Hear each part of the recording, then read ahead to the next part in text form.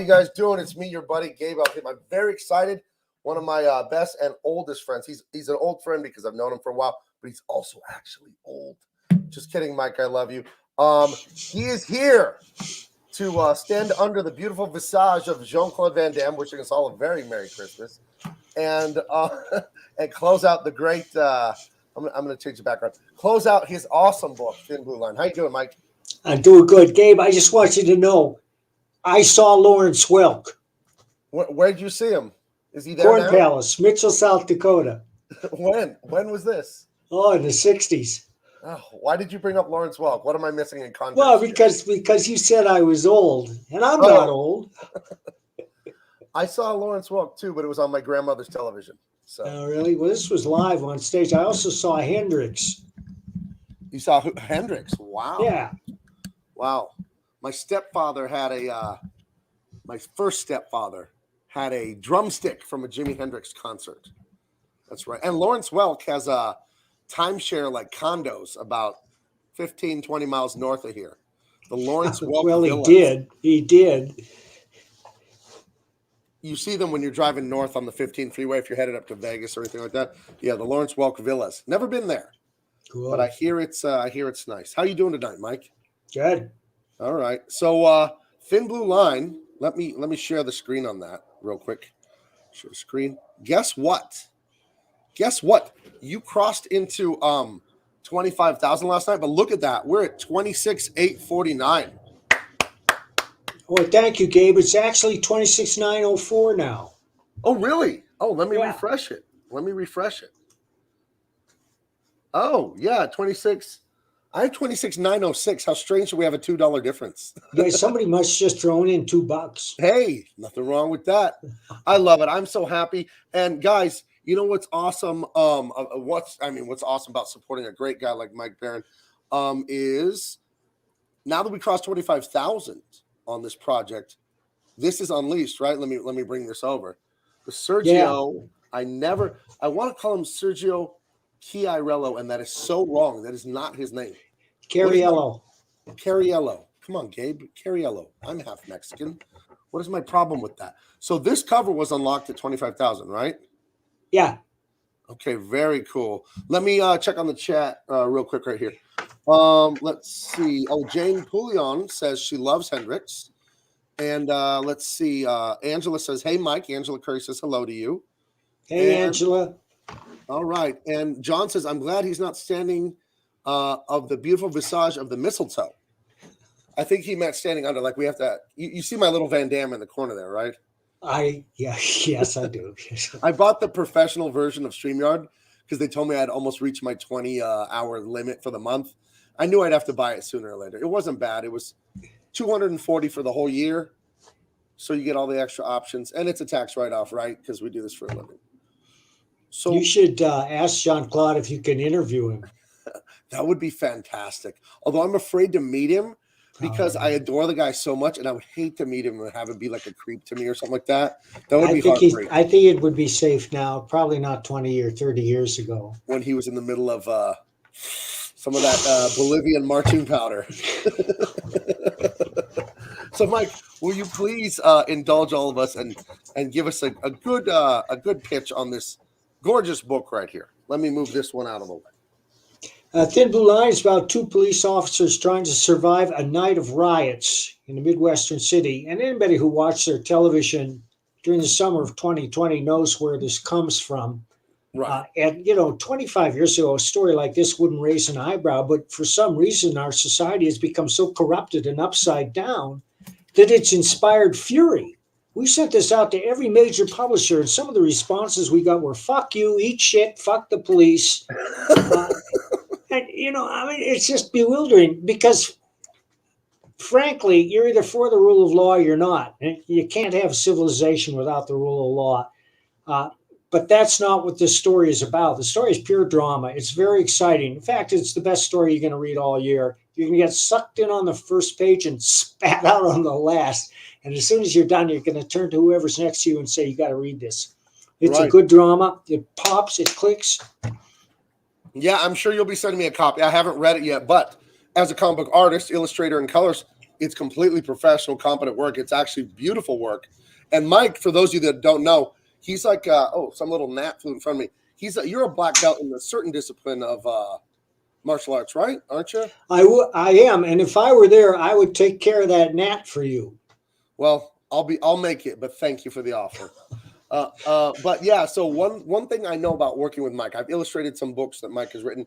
He writes great fight scenes, and they always have this sense of realism, but then you still want to keep the Jack Kirby and all that, so you have the exaggerated movement and all that, but it's based in some realism, so it's really fun to look at. I think just this page I'm showing right here is fantastic. Yeah, with that Joe who drew that, Joe's a full-time police officer. He's also a jiu-jitsu master, so he knows that technique very well. Right. So the actual story itself of Thin Blue Line, you have two. It's a buddy cops, but it's not a comedy. Oh, there's the beautiful Mike there. That's not me. So then that's the penciler and the inker, right? Joe and Yep. Jeff. Yep. All right. So Joe is an actual police officer there in Colorado where you live. Right. Very cool. Very cool. And then can you give us a quick outline of the story? Why would this be one of the most exciting things people could read? What is the general premise of the story here? Well, the story is you first meet Valeria at home with her 6-year-old daughter. She's separated from her husband. Her first husband was a cop. It didn't work out. So she's raising this kid on her own. And you get to know him a little bit. And then her partner, Bob Mack, comes by in the morning and says, hey, we're assigned to the mayor's detail. He's addressing the people of downtown in a park. And the reason is there was a police shooting. That's all anybody knows. They don't know any details about it whatsoever. Just that there was a police shooting. And all of a sudden, these mobs start to descend on the city. And while the mayor's trying to give a speech, the mobs erupt. They start throwing everything at him, balls filled with urine, bricks. And there are always these pallets of bricks appear mysteriously in the alleys. So Valeria and Bob have to get the mayor out of there, and they smuggle him out. They take him into the city hall, but then the mob breaks into the city hall, and they have to flee through a basement garage. And it's about them trying to get out of the city in this car when the whole city is erupting. It's in flames. Mobs are riding through the neighborhoods, trashing stores, looting. And they run into various aspects of these mobs, and they run into barricades that have been set up in the street, burning dumpster fires and so forth. And it's essentially how they survive the night, what they have to do, and the people that they meet. That sounds like a real good thriller, to be honest. It's like it's not like Die Hard, but it reminds me of that, where it takes place kind of in one. A lot of the action is going to take place in one thing. Is it similar to like a Precinct 13? Right. You're about a lot of people have said that it is similar to Assault on Precinct 13. I think it's better, but I like that movie. You should say no. It's like Precinct 14. That's what Well, I love this. I can't wait to read it. I'm really, really glad that we unlocked the Sergio cover there. I remember I had you on my channel about a month ago, and we were only at 9,000, I think. Remember? Yeah. And I was worried that Sergio cover wasn't going to get unlocked. But I'm very happy it did. And you're working with Sergio on something else, right? You're going to be working on Nexus? That's right. Right. Now, have you heard, maybe you can't talk about this because it's you don't want to talk, tell tales out of school. Have you heard what's going on with, hey, Mike, you made like another $60 there. Fantastic. Thank you for whoever supported that. And Hervoye put this link in the chat. Thank you, Hervoye, our great mod. Get that Cariello swag here. He's giving a link out right there, guys. Yeah, the link is in the description to back this book. So thank you, whoever that was that just purchased it. I really appreciate that. But you're working with the great Sergio Cariello on what, Nexus for Dark Horse? Yeah, we're doing a 4-issue Nexus series for Dark Horse. Very cool. God, who doesn't love Nexus? What a great book. I'll cross my fingers that you and the dude can get back together somehow. That's dubious, Gabe, but thank you. Yeah. Hopefully Gormando's good. I know the art will be amazing. I'll send you a copy. I think I got one right here.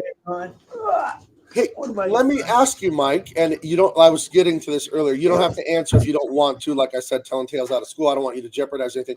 Do you know about Dark Horse being sold today? Yeah. Oh, what is that right there? Is that Gormando? Oh, you have it already. Okay. Oh, yeah, I'll send you a copy. Oh, I really appreciate that. That's one thing about being, for those of you that don't know, Mike is one of my oldest friends in comics. He got me my first mainstream gig drawing the Detonator for Image Comics. It was basically, Mike defined the Punisher. It was more Punisher stories at Image. It was really fun. The Detonator's superpower was not guns per se. He had guns, but it was more bombs. You know what I mean? He had all kinds of explosives. And oh, I was going to say I would always go to Mike's house when I used to live in Colorado. Every Thursday I'd go to the comic book store there because there wasn't one in my town. So I'd drive 45 minutes to Mike's. We'd meet up, have lunch, go to the comic book store. But he would give me old Nexus like graphic novels, and you gave me that very first one, the Paul Gulacy cover. Still have it, and I still have my Steve Rude like anatomy book that he published. Amazing. Oh yeah, I got one of those too.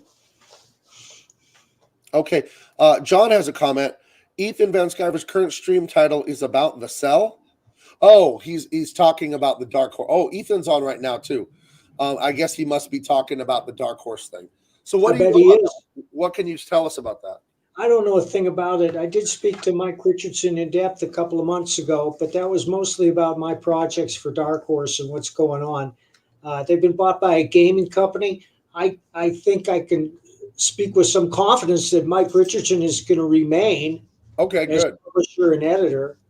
And it just means that Mike's going to walk home with a big bag of swag. Good for him. I heard that. Do you know anything about this since we're talking about Dark Horse?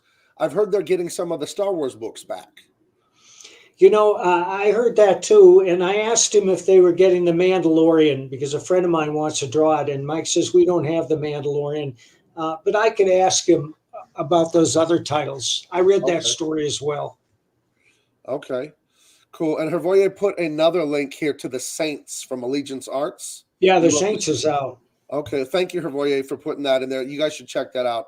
Mike is a great action adventure writer. I mean, he's got the, what do they call the bona fides? You know what I mean? He has the credentials. He's got the resume.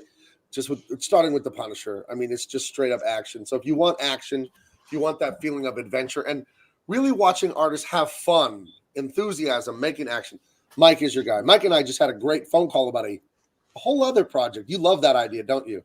Yeah, and so will the readers. Yeah, don't tell anyone. But you guys, based on some current SJW nonsense, we have a great idea.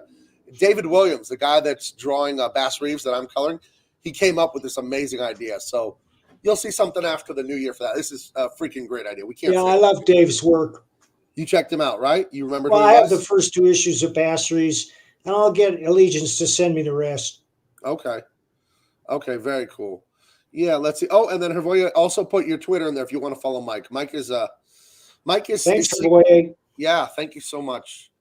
Oh, and here's a comment from Shadowhawk Backs. Hail, Gabe and Mike. Hail to you. Salute. He said no notification though. Make sure if you're subscribed to hit that bell for notification, guys.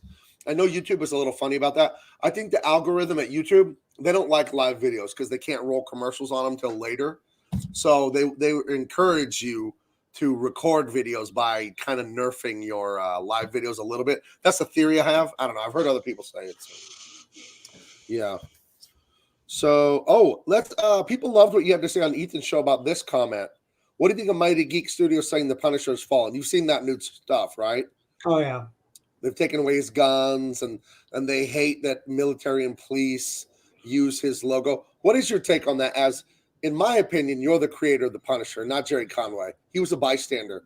You actually made the Punisher. What is your opinion on them crucifying Frank Castle? Well, I'm proud and honored whenever the police or the military use the Punisher symbol. Chris Kyle, the American sniper, painted it on all his vehicles and on his helmet. It stands for justice. That's what the Punisher has always stood for. He may stand outside the law, but he never acts in a criminal way. He defends the innocent. That's his job. And he punishes the guilty. Right. 25 years ago, it wouldn't have raised an eyebrow, and it didn't. I mean, when you think back to the Die Hard series, that's not the one I want. Death Wish. Death Wish, yeah. Right, with the great Charles Bronson.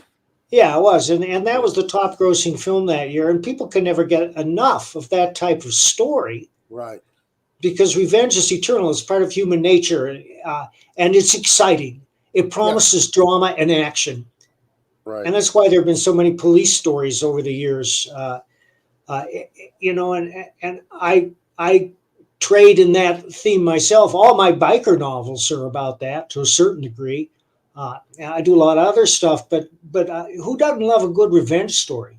Right. It's very satisfying to see that wicked evil villain get what they deserve. It's like, yeah, that is a very human thing to Especially now when you see the most blatant criminals parading around on television, sure.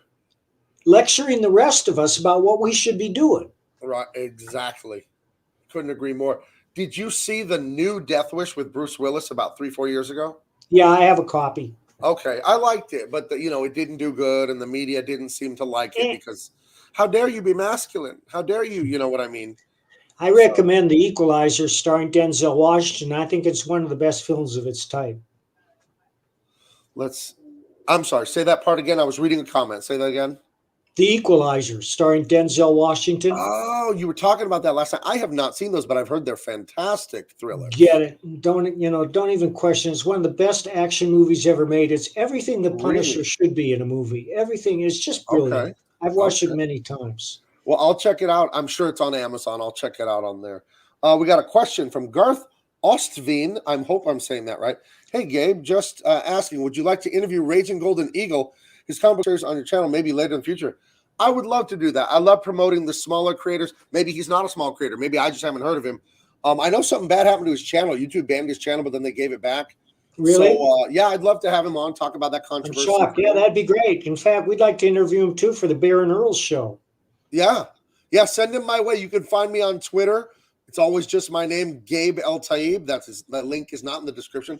And then Mike is Bloody Bloody Red Red Baron. Baron. Yeah, he's Bloody Red Baron. I'm Gabe El Taib.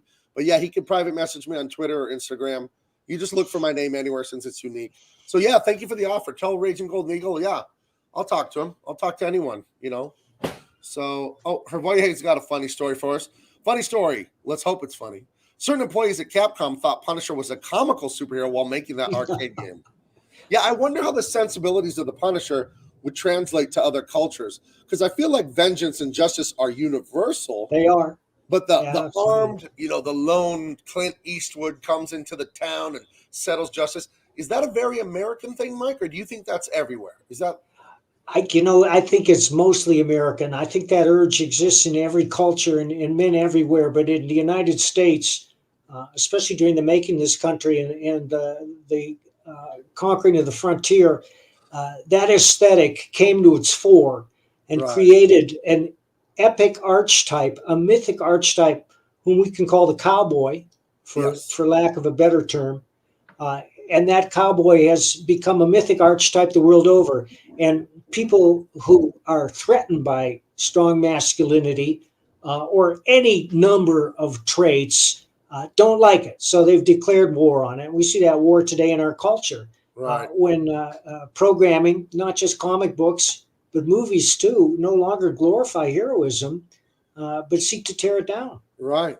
I have a great theory on that Shanth and Jetty, I do a show with my friend Shanth. He does all those great intro videos for Ethan, Ethan has those funny videos when people come Yep. on his show. Shanth put Yeah. those together, and he's doing Nosfero, that great like vampire hunter book. His theory on SJWs, I think he boiled it down because I was like, they're just rebellious. They're like teenagers and they're jealous. And he said, yeah, it's narcissism and envy. And That's true. That's They exactly right. want to destroy beauty and wealth and high achievement. Anything that's a high achievement that took forever and years to earn, they hated existing and not belonging to them. That's right. How dare you have money? How dare you have, six-pack abs? So they want to promote, being fat. And so they put a fat lady on the cover of Sports Illustrated swimsuit issue because how dare she be beautiful? And the one complaining is a cow. How dare this man be a millionaire? Let's take all his money in taxes. And when Shanth explained to me, it's narcissism of how dare anything be the way I don't want it. I'm like, oh my God, you're so right. There's my favorite American author is Cormac McCarthy. Do you like him? Well, Cormac can be a little grim at times. I like some of him, but some of his books are just too bloody to finish. I think they all take place in hell. I really do. But Yeah. I think they're just fascinating. I've read every single one. He's like 87. They say he's working on another one. I hope so. But in Blood Meridian, which is my favorite book, there's a character called the Judge. And I think he's supposed to be the devil. He's the leader of an outlaw cowboy gang. And he's very ominous and weird and very controlling. And he has this line that my wife read the book too. And when we spoke about it, we both like, what did you think when he said this? And the line is, anything that exists without my knowledge exists without my consent. And I thought, oh my God, That's good. That's a level of evil you could barely understand, That's I'm going to have to pick that book up again because I got about a third of the way through it, and I set it down. I said, "This is just too grim for me." Does anybody write the phrase "he leaned and spat" more than Cormac McCarthy? I feel like he writes that 8,000 times in all his westerns. I'll have to look for that. Oh, I devoured all of his books inside of like 6 months. I couldn't believe how good they were. Hey, did you see The Ballad of Buster Scruggs? I loved that. That was really fun. That was really Just fun. speaking of Cormac McCarthy. Right. Thank you, Beowulf. What did Beowulf say? I didn't see it.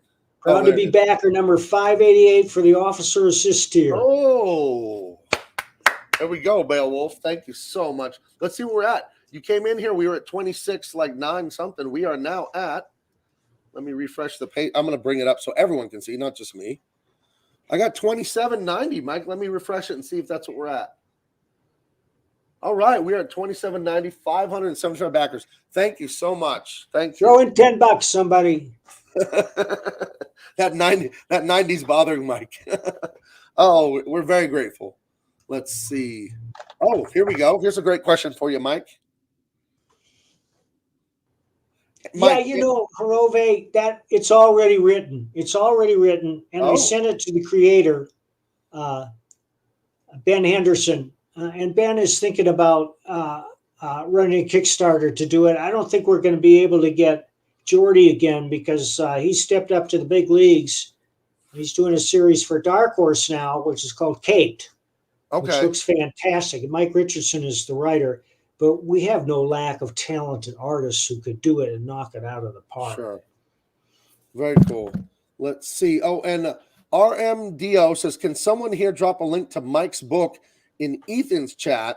Ethan's got 600 watching him right now. Might get some more backers. Yeah, I'll send Ethan a message right now while I'm on there. You want to talk to the audience? I'm going to text Ethan. Yeah, thanks, Gabe. Yeah. I'm busier than hell these days, my friends. Buddy McGill just came out. He's the James Bond of dogs. It's very funny. It's on Advent, and you get it from your comic shop if you bitch at him. It's not a high profile book, but it will entertain you. You'll burst out laughing out loud, in fact. And Fur Calvi is the artist. He's a terrific artist, lives in Argentina. I am lucky to be working with so many great artists. We're looking at starting Florida Man graphic novel number 2. After the new year. It's called Hogzilla, and it's about Gary's duel with a 1,000-pound feral hog. I just love feral hogs. I've been fascinated with them my whole life. I write about them. I wrote a story called The Trail of the Loathsome Swine. It's about a 12-year-old boy who avenges his sister's death at the hands of a 1,000-pound feral hog. It's been in a couple of anthologies. I'm also working on a series called 2084. Which is exactly what you think it is. It's about a fascist tyranny by a one-world government of tech lords. In fact, it's an awful lot like what we have today, except in the future they have telepaths and telekinetics who work for these big tech companies, and they can sway the balance of power. Most of them work for the tech companies, but there's a rebel, several hundred that are on their own. They're trying to bring about a revolution. And I'm pretty excited about that. It's Martin Perkel's idea. He is the publisher of this, and the art is awesome. If I knew what I were doing, I would show you some of the art, but I'm so technically inept. It's a miracle that I can appear before you here tonight. I just turned in my 9th biker novel. It's called Con, and it's about how Josh is hired to find a missing 700-pound Siberian tiger. I'm working on the second Nexus novel. That's almost done. And I'm writing a series called Cyborg Hornets. There's Buddy. There's Buddy. Yeah, I got this today, Mike, so I'm excited to read it. Yeah, I'm very excited. Buddy McGill. I don't even know what it's about. It reminds me of The James Bond of dogs. It's the James Bond of dogs. I hate to say this, but I guess I'm getting older. That's precious. I'm 6'4", 290 pounds. I just said something was precious. Go figure. Let's see. Let's see what we got here. Jane Pullion, I have this idea for a comic about a Jewish kid who came to 1930s America after half his family was murdered and inspired by comic books. What do you think? I think it's fantastic. I think most people are pretty capable of good ideas. What I'll tell you is it's the execution of the idea, right? That's right. Ideas are a dime a dozen. It's how you do. It's not what you say. It's the way that you say it. Right. By the way, Jane, have you read The Amazing Adventures of Cavalier and Clay? It's tangential. It's an amazing book. That is probably one of my second favorite American authors, Michael Chabon. I devoured everything he's written, and most of it is good. Some of it I don't like. Oh, I didn't finish one, The Mysteries of Pittsburgh or The History of Pittsburgh or whatever. The book he wrote when he was at college age. I didn't like that one. But his other books, Telegraph Avenue. Telegraph Avenue was amazing. Moonglow was amazing. The Benevolent Jewish Policemen's Organization or whatever that was called. That was amazing too. Yeah, he's a great writer, Michael Chabon. And the Amazing Adventures of Cavalier and Clay. It's very long, but it's inspired by like 1930s comics and Superman. Yeah, basically it's the guys that created Superman, but they never call it Superman or anything like that. So let's see. We have some enthusiasm for Florida Man. Oh, look at this. They want that. Thank you, Shadowhawk. Shadowhawk backs. Thank you so much. Let's check the total again. We were at 2790. Let's see if we got a little more going here. And I texted Ethan. I'd asked him if it would be a problem to put your link in his chat just so people can check it out. Hey, Mike, we're going up, baby. Let me show it again. We went up again, 27,164. Dude, you guys are awesome. This is, I'm a big, strong guy. I wouldn't cry, but I do get a little touched that you guys do this for us. You make it possible for us to support ourselves and our families and make awesome, entertaining art. And it really is, the money's important. I will never lie about that. Of course, I want a ton of money, but we got to earn it. And it really is a treat to like make art and then see people consume the art and they're thrilled by it. Right, Mike? I mean, that's a big part of being an artist is seeing people enjoying it. It brings, besides the money, that brings you so much joy. You know what I mean? Right. And, I have two moments of joy when I write a story. One is when I write the story and it comes out good. And the second is when somebody reads the story and their face lights up. Right. Yeah. It's so much fun. I think that's why I've always been drawn to comedy. I did a lot of comedy. I did improv with my daughter. My daughter's a stand-up. I know I've mentioned. I do a show on here once a week with her called Father-Daughter Dance. And we read the news and we make fun of Judge Judy. And we do all kinds of fun stuff. And I watch her, perform comedy and all that. And it's really magical to see her on stage and just light up the crowd. And it's, I don't know, just being an artist. That's so funny, Gabe, because I have a friend named Joe Comstock, a terrific artist. In fact, he's done one of the Florida Man covers, and both his children are stand-up comics. And one of them, Georgia, comes to Fort Collins regularly. Yeah, very cool. You know what people were suggesting to my daughter, and then I want to get to this comment in a second. They were saying when Ethan has that big For the Fans Fest, he wants to have a Comic-Con in Orlando, like next fall. They were saying my daughter should do some comedy up there. Yeah. I thought that'd be, because she's performed at the Comedy Store in Hollywood for years. And she should roast all the comic creators. Oh my God. She's writing me a skit right now. You guys hear exclusive. Me and my daughter got an interview of DC Comics SJW writer Tom Taylor. I can say no more. Great. It will be dropping on my YouTube channel soon. Okay? My daughter's a genius. Let's address this question here. This is for you, Mike, but I'll read it.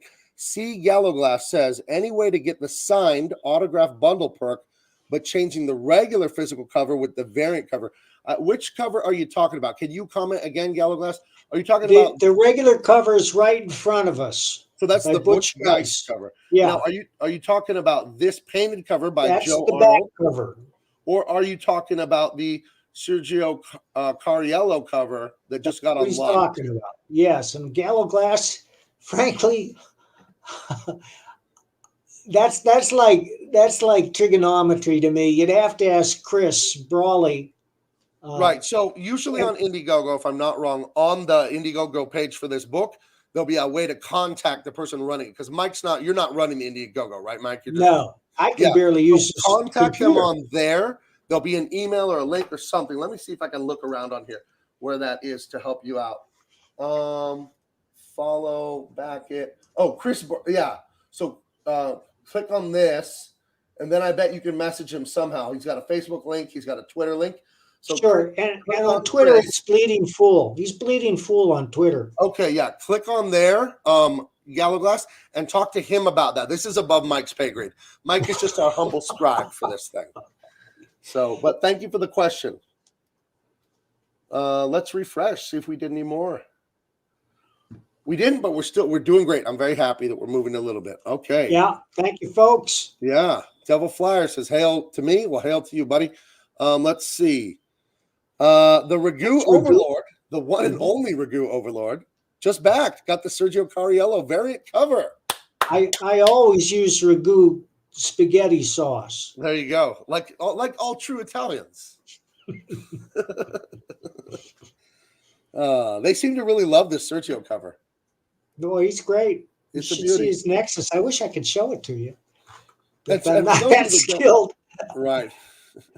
For those, we say, you always hear this, like, oh, he's a nice guy. Sergio actually is one of the real nice guys in comics. Yeah. I can tell you who the nice guys are because I know everyone. The nicest guy I've ever met in comics is Todd Knock. He's one of the most polite and well-mannered people I've ever met in my life. Him and his wife, Dawn, are absolute delight, the two of them. Really kind souls. I love those two. Todd Knock? Todd Knock.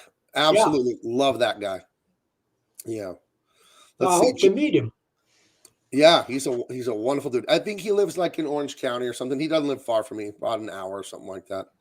So, what else would you like to say about Thin Blue Line, Mike? Mike's yours. Well, I'm very pleased with the response, folks. And all I can say is I don't worry whether people are going to like the book. I know you're going to like the book. I had a great time writing it. It's one of those stories which pops and crackles on every page. There's not a wasted panel or a wasted word in it. It's all drama. But as is the case in even the grimmest story, there's always flashes of humor. And there are flashes of humor like lightning throughout the story. Yeah. Fantastic. I have a question. Will we see a sequel to this, maybe? Gabe, I don't know about that because I have so much stuff I'm working on right now that I don't know when I would get to it. But we have to get the book out there. And the people who order the book, when you read it, talk about it. If you like the book, talk about it. And we'll gauge the demand because I can certainly carry on the story of these characters. I mean, it ends in such a way that many of them survive, at least the most important one, Valeria, and her daughter. But we'll see. But right now we're gearing up for Florida Man graphic novel #2, and I'm really excited about that. We have a great artist. I can't tell you his name. He's a genius. When you see his stuff, it's going to knock you out. And then I wrote a Florida Man 3 script. I'll send it to you, Gabe, because I can't believe I wrote it myself. The humble Mike Barron, everyone. It'll make you laugh. When will that launch on Indiegogo? Do you know when you'll be launching Florida Man 2? Maybe March or April. March or April. Okay. Very cool. And then I'm working on that Western with Pat Broderick. And It's the best work of his career. Yeah. What did he do at Marvel or DC? I don't remember. It's a little before my time. I know he did Micronauts for a while. And he's got his own character, Naboo. He self-published Naboo for a couple of years. Okay. And Firestorm. Pat did Firestorm. He did a lot of stuff for DC. And he's one of those rare artists who just keeps getting better, who doesn't drop a stitch. And they're rare because a lot of artists, as they age, for whatever reason, they no longer have the heart to do continuity anymore. We can all think of great cover artists who just no longer do interiors because they don't need to and they don't have the drive. Yeah. Well, for anyone that's drawn a comic book, and I have, it's a lot of work, man. I know. You got to love it. Yeah. Now I got to put in a word for my man, Barry McLean Jr., the hardest working man in comics. He just put out Billy the Kit, I don't which know is a what big hit. It's a horror, funny animal title. that's funny. And Billy the we've Kid. been gearing up for Cue Ball for a couple of years, and I think that's going to be coming out next year. Cue Ball is our martial arts espionage thriller. Oh, I saw a posting of that somewhere. Yeah, doesn't he have a pool stick or something that he fights with? And he's Yeah, bald. And he's yeah. bald like a cue ball. That's right.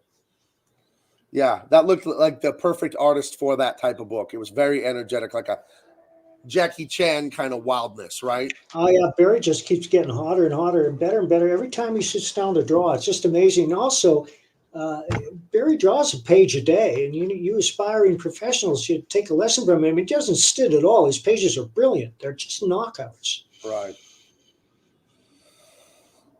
So what else you got going on tonight, Mike? Um, not too much. No? I'm probably going to hit the sack early. I didn't sleep well last night. I was up all night with ideas. Unfortunately, I keep a notepad next to my bed and a lamp and a pen. Uh, and I saw this video on Facebook about a woman on an airplane who refused to sit next to another woman who had a baby that was sleeping.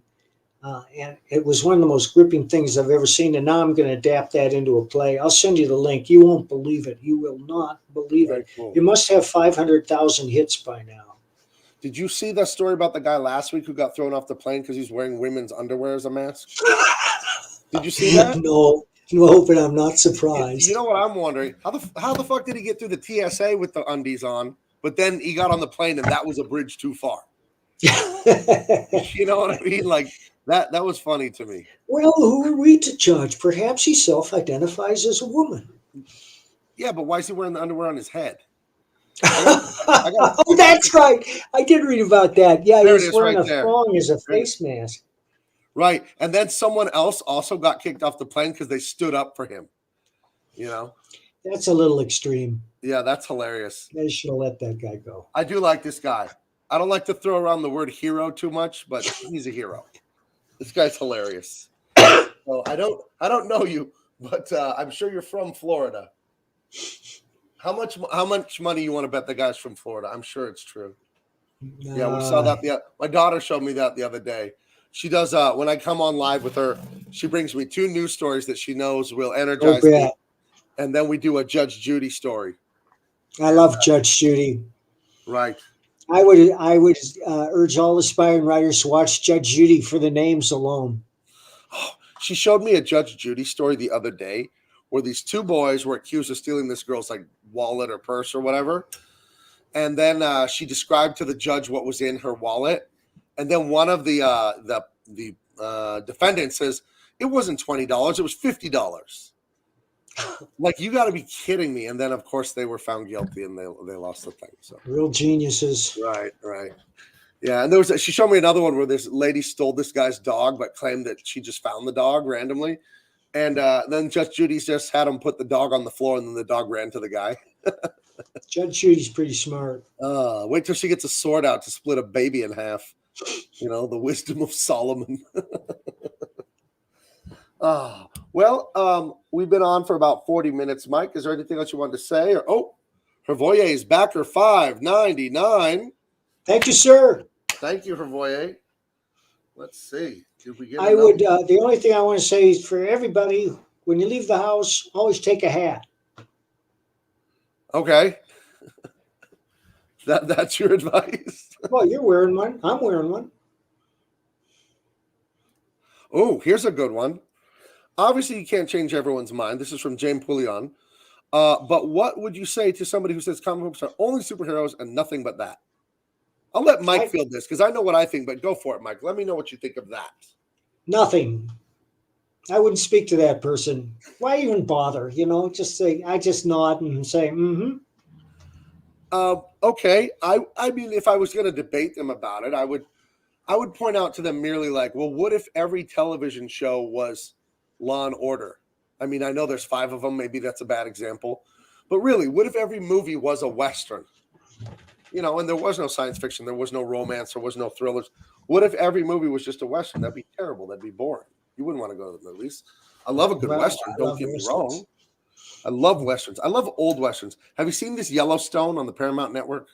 No, I tried watching it. I wasn't crazy about it, but there's a Oof. movie called Let Him Go, starring Kevin Costner, Diane Lane. You must see. Okay.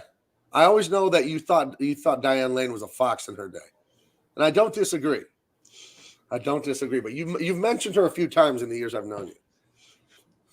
Diane Lane. Yeah, I'd have to check that out. But Yellowstone, I didn't like because it was just crude. And one thing about postmodernism again, and like SJWs running entertainment, is there are no good guys. Even the good guys are just bad guys. They just have a different point of view than the real bad guy. But at some point, you're like, well, what's the difference between the hero and the bad guy now? They're just two villains fighting each other, like The Shield, like The Sopranos. Postmodernism. Right. It's all good writing, but they're writing about terrible things. I always tell people famously the only two movies I've wanted to walk out of are Junior, where Arnold Schwarzenegger has a baby. This is a Ugh. horrible movie. It's just not funny. But Deadpool, I know everyone loves Deadpool, made $1 billion, whatever. And I know it's funny too, but it was so filthy, I just couldn't stand it. I looked at my brother after like 20 minutes. I'm like, we didn't leave. I hadn't been to the movies with my brother for years because he doesn't live by me. So I stayed and watched it. But that movie infuriated me with how filthy it was because I'm just imagining 13-year-old boys watching this and like, this is so inappropriate for kids. I'm So at a point in my life where I can't enjoy a movie unless I believe it could actually happen. and that's why you love Star Wars. No. I do love Star Wars, Uh, the original. oh, here we go. Sequel to Thin Blue Line, a little thinner. I prefer a little fatter. Thin Blue Line 2, packing on the pounds. Oh, geez. Speaking of packing on the pounds, my wife, thank God she doesn't have postmodern feminist culture in her. She's Mexican and Native American, and she's very, very conservative. Like, the man is the man, the woman is the woman. She made tamales last night, Mike, homemade, by hand. I haven't had tamales this good since my grandma was alive. I don't know I what wish I she were did. there. I don't know what. I had 3 of them for lunch, Mike. I'm eating carbs again. I don't know. It's the holidays. I'm allowing myself to have carbs. But homemade tamales, for those of you out there that have not had them from a Mexican household, I weep for you. They're so good. They're so good, tamales. Are you a big fan or no? I like them. I like Mexican cooking in general. Sure. I was in the South last month in November. I drove all the way to Orlando from San Diego. I drove across this entire beautiful nation because I was afraid of my flight getting canceled because of all the weird flight Yeah, cancellations. you told me. Yeah, and they sell tamales at the gas station in the South. I didn't I would try eat one. those. I kept eyeballing them. I'm like, nah, I don't think so. All right, I don't like Chinese food, and I wrote a little poem about it. If you don't mind, I'd like to recite my poem about Chinese food. You can only read poetry on my channel if you snap.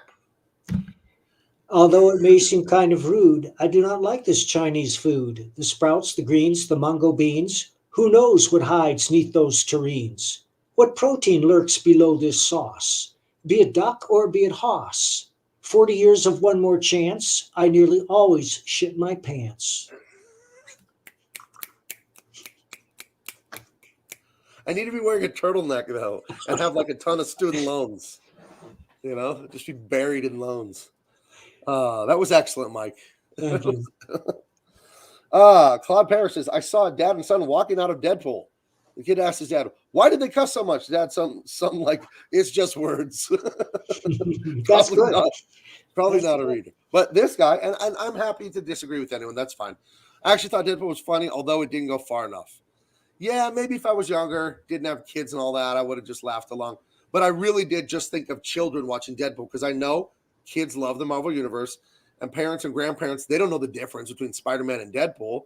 So then they take them to see Deadpool, and there's like a dildo in the movie. That's not for kids, man. You haven't seen Florida Man graphic novel #1, have you? I have not. I have not. You haven't sent me my free copies. I'll see if I have any left. They really went out, but it's And I have no problem with coincidentally, because you mentioned dildos. well, that's the first time I mentioned them today. So I'm sure it's not the first time you've mentioned it. it won't be the last. I'll tell you that. But no, I'm fine with that kind of humor, whatever. But not in the context where I know kids are going to see it. You know what I mean? How many kids saw Deadpool? Tons. So I don't know. I just thought it was very inappropriate. Thank you, Frankie. says, Gabe, you're 100% right. Saw the first 2 episodes of Yellowstone, very dark. No one believes in God and no real good guy. Yeah, my wife loves this show, but she also like is embarrassed when I come in the room and she's watching it because it's always like crude and just people killing each other and sex. And she's just like, she'll pause it and go like, what are you doing? So I think she's a little embarrassed to watch it. But I get it. The drama's amazing and all that. The writing is good. It's just filth. So. You know, I like Narcos on Netflix. I watched every episode. There are 7 episodes in total. It's just brilliant. It's bleak as hell, but it's so real. Oh, I love bleak. The first show I saw that was really, really bleak, but I loved was Deadwood. Oh yeah, Deadwood is great. awful. It's so immoral, but it was, it was entertaining. It's funnier than hell. Right. How great is Swearingen? Sucker! Yeah, that's right. His name was Wu, right? The laundryman. Right, and Swearingen and him were like this. If you guys haven't seen Deadwood, not Deadpool, and you're of age, check out Deadwood. It is crude, though. It's very crude. Yeah. Brilliant writing, though. I mean, it had a unique style. Primarily, it was like Shakespearean in a way. Yeah. Right? It had like a rhythm to the way they were talking. I don't know. Yeah. Oh, here's some positive news. New Spidey was pretty cool. Real heroes making real sacrifices for the greater good. I heard that like left-wing, and not just regular Democrats. We don't hate Democrats. We don't hate anyone. But the far cancel culture people who we're always talking about when I say left, they're angry that the Spider-Man movie did so well because it's not SJW nonsense. It's just adventure. And it's like, see, you idiots, we all just want to watch adventure. We don't want to be preached to. So, yeah. Let's see. Oh, we have some more. Oh, I stirred up some emotions here. Let's see. This is true, and I never thought about it because it was so funny. What do you think of this, Mike? Seinfeld is horrible people, but you know they are. I never thought about that. The good thing about Seinfeld is they always get what they deserve. George, Jerry, and Elaine, and Kramer, they get punished in the stories. You know what I mean? Yeah. So that's a good thing about that show. Is that the funniest show ever, Mike? I'll let you go soon. I know you're yawning. Mike has to drink his Ensure and then run off to bed. Now, are you a Choco Blast or do you like Strawberry Rush? What's your favorite flavor of Ensure? Can you imagine if they did like 1990 style extreme marketing to the elderly to sell Ensure? Like radical flavors of Ensure? I tease you, Mike, because I love you. All right. Well, I want to thank you guys for coming in, and I want to thank the new backers we got. Do me a favor. This book doesn't close out until midnight Pacific time, right, Mike? Like 1 o'clock your time? Let me see. It's got 6 hours left. Yeah, that's midnight my time. Yeah. So if you didn't back this book and it wasn't for you or you didn't have the money, that's okay. That's fine. Send out the link. All that takes is a few clicks. So would it be too much to have me ask you, just send this link out and tell people to check it out. You know what I mean? If you can't purchase it, I would really, really appreciate that. I'll leave the last closing note to you, Mike, and then I'll say bye to everyone. Thanks, Gabe. You're a real gentleman. And thank you, everybody, for tuning in. I love writing stories. All right. I think that says it all. Thank you so much, guys. We'll talk to you later this week. All righty. Bye.